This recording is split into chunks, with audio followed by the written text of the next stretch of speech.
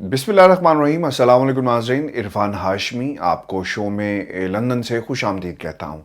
पंजाब की सियासत में एक इंतहाई अहम मोड़, गवर्नर पंजाब मलिकुर रहमान ने सीएम पंजाब परवेज़ इलाही को हटाने की धमकी दे दी। 3 घंटे गवर्नर पंजाब गवर्नर हाउस में क्या करते रहे, इसकी तफसील मैं आपके सामने रखूँगा, और फिर रेंजर्स और एफसी एहलकारों को क्यों तलब किया गया, इसकी बुनियादी वजह भी आपके साथ हम शेयर करेंगे। और फिर एक खौफ तारी है वफाक के ऊपर, और राना सनाउल्लाह चीफ सेक्रेटरी और आईजी पंजाब को क्या धमकी देते हुए नज़र आए पाकिस्तान के मीडिया के ऊपर। और फिर एक इंतहाई अहम कॉल दी गई है इमरान खान की तरफ से।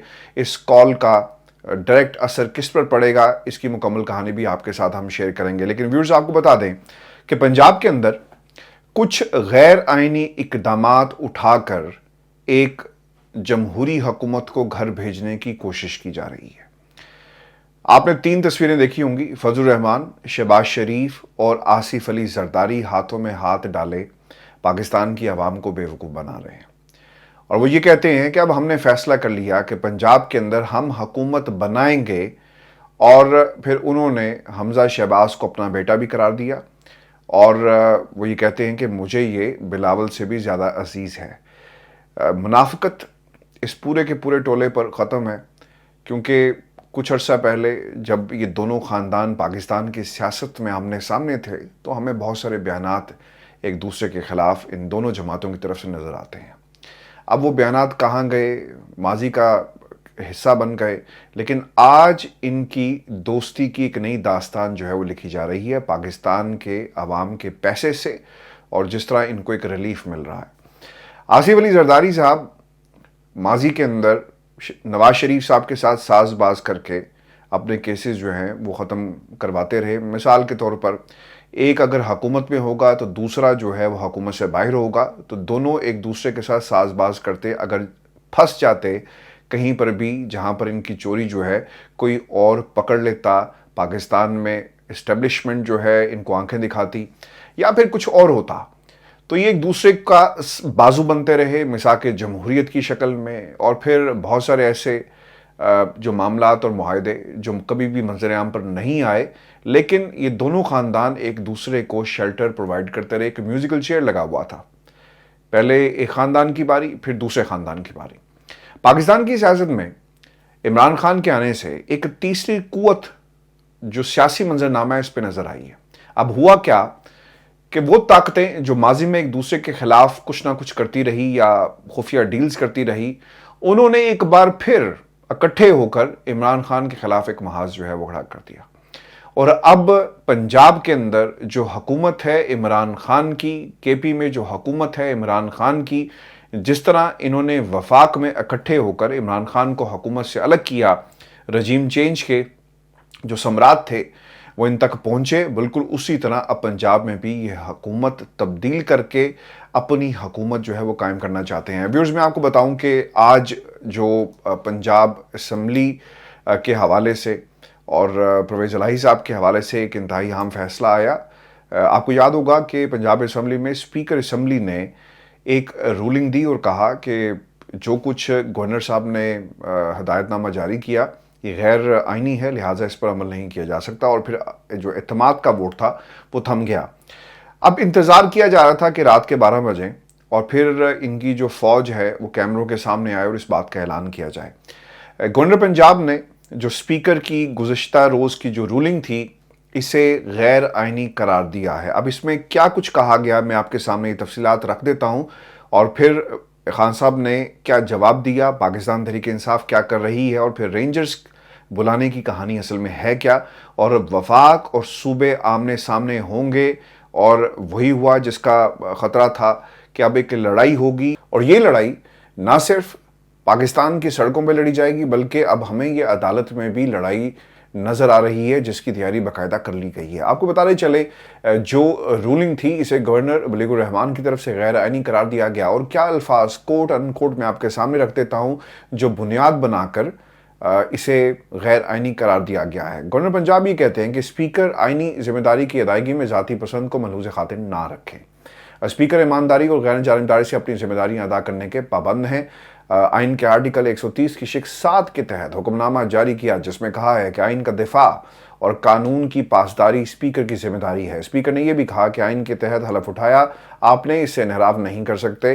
स्पीकर ने रूलिंग में गैर कानूनी निकात उठाए हैं और हाई कोर्ट केस और मंजूर वट्टू केस की गलत मिसाल दी गई है। व्यूअर्स, आपको बताते चलें कि इसके पहले क्या हुआ और फिर रात के जब 12 बजे तो क्या फैसला किया गया। गवर्नर हाउस में तकरीबन 3-4 घंटे जो है वो सेटिंग हुई है और नून लीग के ज़राए बताते हैं कि जो हुकूमती इत्तेहाद है PDM का, जिसमें आसिफ अली जरदारी, शहबाज शरीफ और बाकी जो लोग हैं, उन्होंने ये फैसला किया कि जनाब अब हमने परवेज़ इलाही साहब को डी नोटिफाई करना है और अब ये सवाबदीद है गवर्नर पंजाब की कि वो कब, यानी उनका इस्तेहकाक है कि वो कब नोटिफिकेशन जो है वो जारी करते हैं। लेकिन अब ये असूली फ़ैसला कर लिया गया और फिर मीडिया से गुफ्तगू करते हुए जो अल्फाज कहे गए, गवर्नर पंजाब ने आइनी इख्तियारात के तहत वज़ीर आला को एतमाद का वोट लेने का कहा। वज़ीर आला एतमाद का वोट लेने से गुरेज़ा क्यों हैं, क्यों भाग रहे हैं, ये अल्फाज पाकिस्तान मुस्लिम लीग नून की तरफ से जो है वो इस्तेमाल किए गए। और फिर ये भी कहा गया कि स्पीकर की रूलिंग को गैर आइनी करार दे दिया है। ये गवर्नर की सवाबदीद है कि नोटिफिकेशन कल करें या कब जारी करें, लेकिन इतलात ये हैं कि बाकायदा नोटिफिकेशन जो है वो किसी भी वक्त जो है वो जारी किया जा सकता है। क्योंकि आपको ये भी याद रखना चाहिए कि आपने एतमाद का वोट का कहा और इसके ऊपर एक मुतज़ाद जो राय है वो पाई जाती है आईनी माहिरीन की, और इसमें सबसे जो टॉप पे और जो डिफरेंट जो एंगल दिया है वो है एतजाज़ अहसन साहब। एतजाज़ अहसन साहब से ये सवाल पूछा गया कि जनाब ये बताएं कि जो रूलिंग जिसे गैर आइनी करार दिया गया, इस पर आपकी क्या राय है। अब एतजाज़ अहसन साहब ये कहते हैं कि ये मामला between governor and deputy speaker है, स्पीकर है, क्योंकि हदायतनामा जो था वो गवर्नर की तरफ से जारी किया गया स्पीकर के लिए कि एक सेशन कॉल करें और उस सेशन के अंदर आपने एतमाद का वोट का बाकायदा तौर पर जो CM पंजाब है उन्हें कहना है। लेकिन उन्होंने ऐसा नहीं किया, बल्कि उसके ऊपर एक रूलिंग दे दी। अब जब ये मामला अदालत में जाएगा तो वहाँ पर इसको उठाया जाएगा और इसमें CM का कोई कसूर नहीं है। वो क्या कहते हैं, वो ये कहते हैं कि गवर्नर पंजाब बलीगुर रहमान ने एतमाद का वोट लेने के लिए मुनासिब वक्त नहीं दिया। ये एक इसके अंदर इंतहाई अहम नुकता है और इसलिए बार बार बात कही जा रही है। ऐसा नहीं होता कि गवर्नर साहब को एकदम ख्वाब आए और कोई PDM का जो सरदार है वो उठकर कहे कि जाएं और जाकर जो है आप एतमाद का वोट लें। आइन ये कहता है कि मुनासिब वक्त दिया जाए। उसकी एक मैं मिसाल आपके सामने रख देता हूँ। पाकिस्तान तहरीक इंसाफ के बहुत सारे लोग जो हैं वो मुल्क से बाहर हैं और मुझे किसी ने बताया कि एक रुकन असम्बली हैं, उनके बेटा गालबन जो है बीमार है, तो मुल्क से बाहर उसका इलाज हो रहा है, तो वो पाकिस्तान में मौजूद नहीं है। तो इन हालात के अंदर ये दुरुस्त नहीं होगा। यानी जब कोई हुकूमत के ख़िलाफ़ जाता है तो उसने अपना होमवर्क तो किया होता है ना, वो जाकर नंबर चेक करता है कौन कहाँ पर मौजूद है, फिर उसके बाद उसे इनिशिएट कर दिया जाता है। एक सियासी चाल अगर इसे कहा जाए तो ये गलत नहीं होगा। आम तौर पर इस किस्म की बारीकियाँ उस वक्त नज़र आती हैं जब मार्जिन बहुत कम हो, यानी जो अपोजिशन में लोग बैठे हुए हैं उनकी तादाद और इस तरफ जो तादाद है वो कुछ ज़्यादा फ़र्क नहीं है। लेकिन इसके बावजूद जो अहम नुकता इसके अंदर ये है कि वक्त एक मुनासिब नहीं फ़राहम किया गया और एतजाज़ अहसन साहब ये अपना मौक़िफ़ जो है उन्होंने आज इसको बड़ी तफसील के साथ जो है एक्सप्लेन किया। फिर वो ये भी कहते हैं कि अगर स्पीकर असम्बली इजलास नहीं बुलाता तो देखना होगा कि कसूर किसका है। इसमें CM का तो कसूर नहीं है ना। डिप्टी स्पीकर ने कहा कि जनाब गैर आइनी है, मैं रूलिंग दे रहा हूँ और कहानी ख़त्म हो गई। क्योंकि याद रखें, बेशक स्पीकर पाकिस्तान तहरीक इंसाफ का है, इनकी स्टेटमेंट्स भी चल रही हैं, सबको मालूम है कि हुआ क्या, लेकिन ऑन पेपर क्या हुआ इसको अदालत में परखा जाएगा, देखा जाएगा और रिकॉर्ड का जब हिस्सा बनाया जाएगा तो वहाँ पर कसूर को देखा जाएगा। आपको फिक्स करना होगा कि किसकी वजह से जो इजलास बुलाना था वो नहीं बुलाया गया। फिर जो इम्पोर्टेंट इसमें नुकता ये है कि अगर अदालत ये समझे कि जनाब जानबूझकर इजलास नहीं बुलाया गया तो क्या वो परवेज़ इलाही का कसूर कंसिडर किया जाएगा, इसके ऊपर अदालत का जो दरवाज़ा जो है वो खटखटाया जाएगा। और फिर ऐन मुमकिन है कि अदालत जैसा माजी में हुआ कहे कि जनाब आप उसी पोजीशन पर लेकर जाएं और वहीं पर जाकर जो दोबारा जो है उसका एहतमाम किया जाए। लेकिन मेरी इतलात के मुताबिक पार्लिमानी कमेटी का जो इजलास था काफ़ी का वो हो गया। एतमाद का वोट जो मिलना था पार्टी के अंदर से, जो 6 लोगों का जिक्र किया जा रहा था, अब ऐसी कोई सूरत हाल काफ़ी के अंदर मौजूद नहीं है और उन्होंने जो मांगना था वो मांग रहे हैं। जिस नुक्ते पर लाकर खड़ा करना था पूरी सियासत को اور اپنے اتحادیوں کو وہ وہاں پر موجود ہیں، ڈیل ہو رہی ہے، تو لہٰذا ان کے لیے کوئی اتنی پریشانی کی جو بات ہے وہ نہیں ہے۔ لیکن 187 نمبرز کہے جا رہے ہیں اور 186 آپ کو اعتماد کے لیے پورا کرنا ہے، تو اسی لیے ایک آدھے بندے کو ادھر ادھر کرنا جو ہے وہ شاید لوگ سمجھتے ہیں کوئی اتنا مشکل نہیں ہوگا، آسان ہوگا۔ اور پھر یہی وہ بنیادی وجہ ہے جس کے اوپر پاکستان کی تمام جو سیاسی جماعتیں ہیں وہ اس وقت سیاست کر رہی ہیں۔ دیکھیں، ووٹ کسی اور کا، آپ جب الیکشن میں جاتے ہیں تو آپ ٹھپا لگاتے ہیں شیر کے اوپر، آپ ٹھپا لگاتے ہیں تیر کے اوپر، آپ ٹھپا لگاتے ہیں بلے کے اوپر، لیکن یہ ظالم لوگ جب الائنسز کرتے ہیں نا تو آپ کا ووٹ بہت پیچھے رہ جاتا ہے۔ تو اس لیے ویورز، پاکستان کے اندر میں ہمیشہ سے یہ بات کرتا آیا ہوں، دوبارہ کر رہا ہوں اور ہمیشہ کرتا رہوں گا کہ یہ جمہوریت نہیں ہے۔ اس کی ایک بنیادی وجہ، اگر ملک کی آبادی 22 کروڑ ہو، اس میں سے 16 کروڑ عوام جو ہے وہ رجسٹرڈ ووٹرز کی تعداد ہو یا ووٹ دینے کی قابل ہو، تو آپ کو سب کو ووٹ دینا چاہیے۔ ہوتا کیا ہے کہ ان 16 کروڑ میں سے اگر 4 کروڑ ووٹ ڈالا گیا اور باقی نے ووٹ نہیں ڈالا، اور اس میں سے 4 کروڑ میں سے بھی کوئی 1.5 کروڑ جس پارٹی کو پڑتا ہے وہ آپ کے اوپر حکمرانی کرتی ہے، تو یہ جمہوریت تو نہیں ہوئی۔ تو اسی لیے ضروری ہے ووٹ ڈالیں، جو نمبرز ہیں وہ بڑھیں، اور جس کو بھی آپ لانا چاہتے ہیں ایک بڑی میجورٹی جو ہے وہ اس طرح ملے گی، کیونکہ اکثر پاکستان کی عوام جو ہے وہ الیکشن کے ڈے پہ بھی جا کے ووٹ جو ہے وہ نہیں ڈالتی۔ اب اسپیکر اجلاس نہیں بلاتا تو پھر اسپیکر کو پکڑیں، اعتزاز احسن صاحب یہ کہتے ہیں، اور ان کے خلاف عدالت جائیں، اور اسمبلی اجلاس نہ بلانے پر وزیر اعلیٰ کے خلاف کوئی کارروائی نہیں بنتی۔ وہ تو یہ کہہ سکتا ہے نا کہ جناب مجھے کیا مسئلہ ہے، اسپیکر صاحب کہتے ہم کھڑے ہو جاتے، ہم لوگوں کو بلا لیتے، لیکن اسپیکر صاحب نے رولنگ دے دی، اس پہ میرا کیا قصور ہے۔ تو اتنا یعنی جنہوں نے کیلکولیشن کی ہے نا، انہیں معلوم تھا کہ یہ کیا ہوگا۔ اور پھر یہ بھی انٹرسٹنگ بات ہے کہ سبطین خان صاحب جو ہے ان کا تعلق پاکستان تحریک انصاف سے ہے، تو عین ممکن ہے کہ وہ کہیں گے جناب ہماری تو یہ پارٹی کے بھی نہیں ہے، لہٰذا ہم کس طرح، اب یہ معاملہ عدالت کی طرف جو ہے ہمیں جاتا ہوا نظر آ رہا ہے۔ پھر وہ یہ بھی کہتے ہیں اعتزاز صاحب کہ وزیر اعلیٰ کو ڈی نوٹیفائی نہیں کیا جا سکتا، اور اس طرح تو یہ سندھ میں بھی کہہ سکتے ہیں کہ وزیر اعلیٰ اعتماد کا ووٹ لیں۔ اور پھر صدر کے اختیار پر بات کرتے ہوئے انہوں نے یہ بھی کہا کہ صدر کے پاس بھی گورنر کو ہٹانے کا کوئی اختیار موجود نہیں ہے، لیکن میں اس میں ایک تصحیح کر دوں، ایک ریفرنس بھیجا جا سکتا ہے، اور آرٹیکل 6 کی کارروائی کا اس کے حوالے سے بھی بات ہو سکتی ہے، لیکن یہ اتنا آسان نہیں ہوتا۔ جب کسی کی مرضی شامل ہوگی سب کچھ ہو جائے گا، اور جب کسی کی مرضی شامل نہیں ہوگی تو ویورز کچھ بھی نہیں ہوگا۔ اور آپ کو معلوم ہے کہ جب میں کہتا ہوں کہ کسی کی مرضی شامل ہو جائے گی تو میری مراد کس سے ہے۔ اب آ جاتے ہیں جو کچھ لاہور میں یہ جو وفاق میں پنجاب کے اندر رینجرز ایف سی کے اہلکاروں کو تعینات کیا گیا، کیونکہ ایک احتجاج کی کال دے دی گئی ہے پاکستان تحریک انصاف کی طرف سے، اور جو لائے عمل ہے خان صاحب کل اس کا یعنی آج اس کا لائے عمل جو ہے قوم کے سامنے رکھیں گے، 5 بجے خطاب کریں گے، اور اب سننے میں یہ آ رہا ہے کہ اب یہ ریگولر روزانہ کی بنیاد پر گورنر ہاؤس کے باہر جو ہے وہ احتجاج ہوا کرے گا، اور احتجاج رجسٹر کروایا جائے گا۔ اس وقت تک احتجاج رجسٹر کروایا جائے گا جب تک پنجاب اسمبلی کی تحلیل کا معاملہ ہے جو وہ آگے نہیں بڑھتا، اور اطلاعات یہ ہیں کہ اب اسے کے پی اسمبلی کی تحلیل کا معاملہ بھی اس کے ساتھ مشروط کر دیا گیا۔ اور آپ کو یہ بتا دیں کہ شوکت محمود صاحب نے اور پھر جو پاکستان تحریک انصاف کے جو وکیل ہیں گور خان صاحب، وہ یہ دونوں یہ کہتے ہیں کہ 23 دسمبر کو اسمبلی تحلیل نہیں ہوگی، پہلے ہمیں ان دونوں معاملات کو دیکھنا ہوگا۔ تھوڑا سا وقت ضرور مانگا گیا ہے، لیکن ویورز یاد رکھیں اسمبلی کو تحلیل ہونا ہے، آج ہو کل ہو، لیکن یہ اسمبلی ضرور تحلیل ہوگی، چونکہ وائبز اب ہمیں ایسی آ رہی ہیں گراؤنڈ کے اوپر۔ اور پرویز الہی صاحب نے جلدی کرنی تھی، لاہور کا ماسٹر پلان انہوں نے پاس کرنا تھا، وہ ہو گیا۔ اس کے ساتھ ساتھ اربن پروجیکٹ، راوی پروجیکٹ جو ہے وہ چل رہا ہے۔ اب اس کی کیا حقیقت ہے یہ بھی انشاءاللہ میں 1-2 روز میں آپ کے سامنے آگے لے کر آؤں گا۔